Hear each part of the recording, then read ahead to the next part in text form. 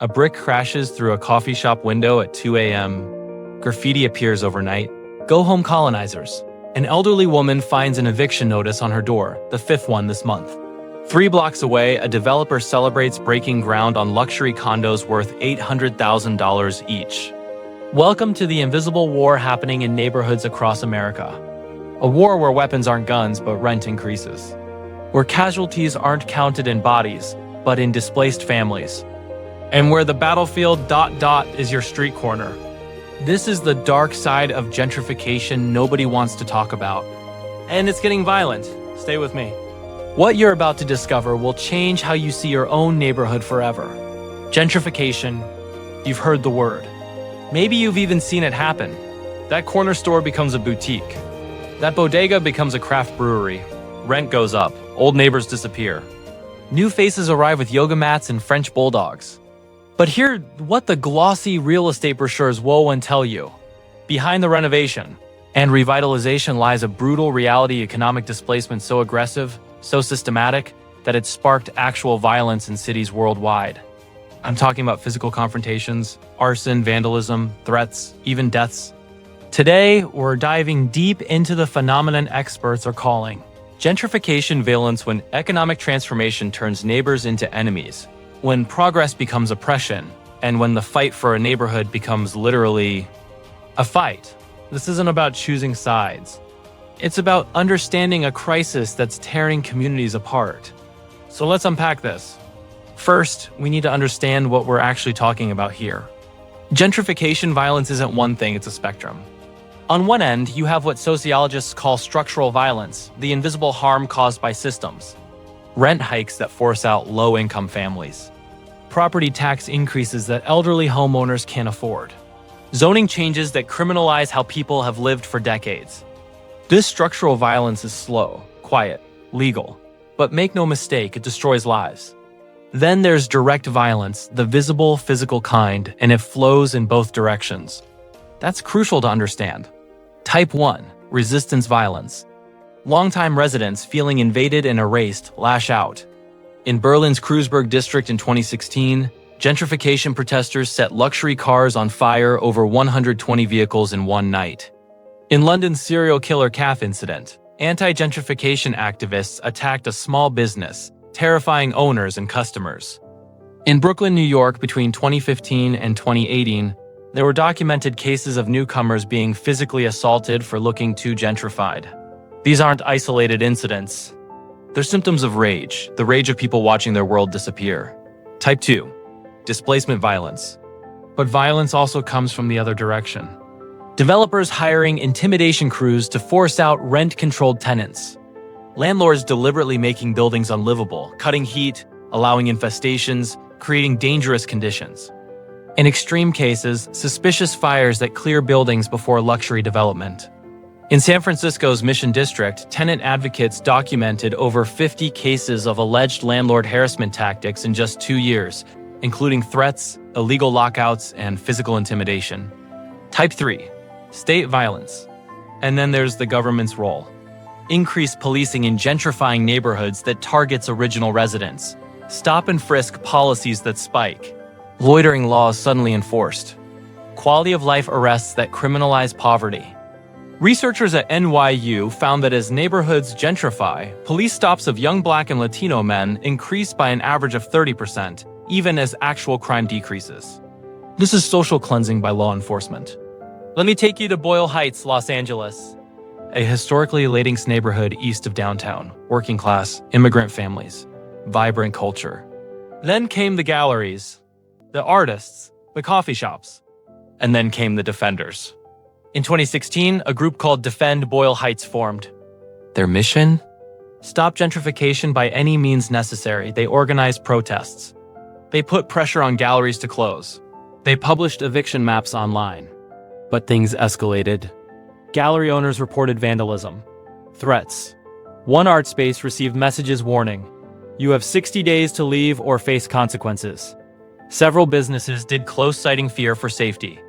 Maria Hernandez, a Boyle Heights resident of 40 years, told reporters, "We're fighting for our survival. When they call us violent, Where were they when our families were being violently removed from homes we've had for generations? But Sarah Emmons, a gallery owner who left, said, "I supported affordable housing.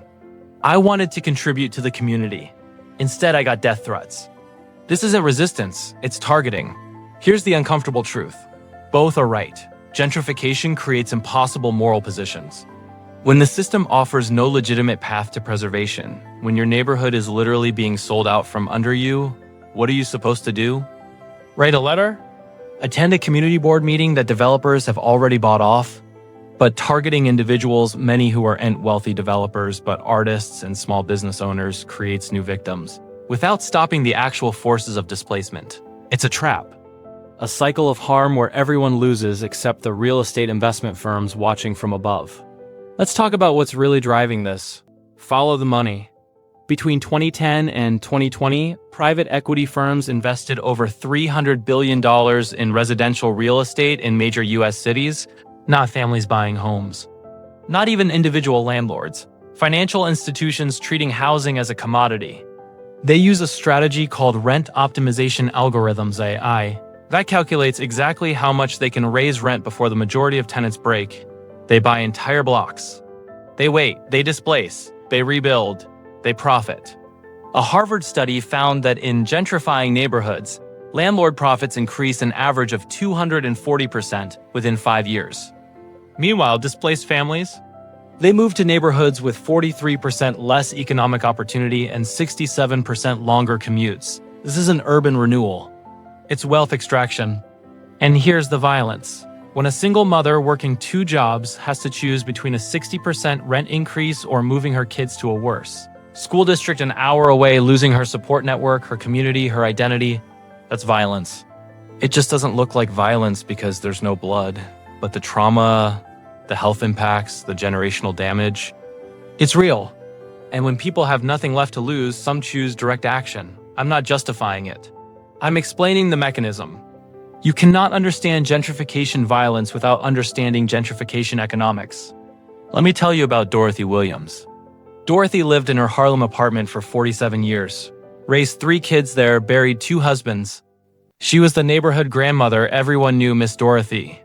In 2017, her building was bought by a development company. Her rent, which had been $874 a month, jumped to $2,400 within 18 months. Dorothy, living on a fixed income, couldn't pay. She fought the eviction for 2 years. Community activists rallied. Local news covered it. For a moment, it seemed like public pressure might work. Then one morning, Dorothy suffered a massive stroke. Her lawyer believes the stress was a direct cause. She died 3 weeks later, 3 days before her final eviction hearing. The building is now luxury lofts. 1 bedrooms start at $3,200. There was no physical violence in Dorothy's story. No one attacked her. No bricks through windows. But Dorothy is still a casualty of gentrification violence. And there are thousands of Dorothys, tens of thousands, in every major city. Their names aren't in headlines, their stories don't go viral. They just disappear. This is the invisible violence that creates the visible violence. This is the pressure that eventually explodes. So what do we do? Because here's the thing, we can't just say stop gentrification. Cities change, people move, development happens. But we can change how it happens. Community land trusts, neighborhoods collectively owning land, removing it from the speculative market. Portland, Oregon has successfully used this to preserve affordable housing. Rent stabilization, real protections, not loopholes developers exploit. Berlin recently passed a rent freeze law covering 1.5 million apartments. Anti-displacement zoning, requiring developers to include affordable units. Taxing luxury development to fund social housing. Vancouver implemented a speculation tax that reduced foreign investment property buying by 50%. Right-to-return programs, guaranteeing original residents can afford to live in redeveloped areas. Atlanta is piloting this in historically Black neighborhoods. But here's what it really takes: political will. These solutions exist.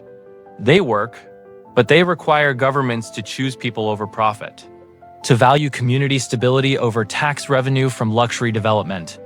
And that only happens with pressure. Organized, sustained, strategic pressure, not violence. but collective action that's impossible to ignore. Gentrification violence is a symptom. The disease is an economic system that treats housing as investment rather than human right, that values property over people, that celebrates displacement as progress. Every luxury condo has a shadow, the family that used to live there. Every artisanal coffee shop has a ghost, the corner store it replaced. Every revitalized neighborhood has a hidden cost, the community that was destroyed. You might be living in a gentrifying neighborhood right now. You might be the newcomer. You might be the old-timer. You might be making money off this. You might be losing everything to it. Wherever you stand, understand this. When neighborhoods become battlegrounds, everyone loses, except those who were never neighbors to begin with. Just investors, just numbers on a spreadsheet. The question isn't whether your neighborhood will change. It's whether that change will be violent or just choose wisely. The neighborhood you save might be your own,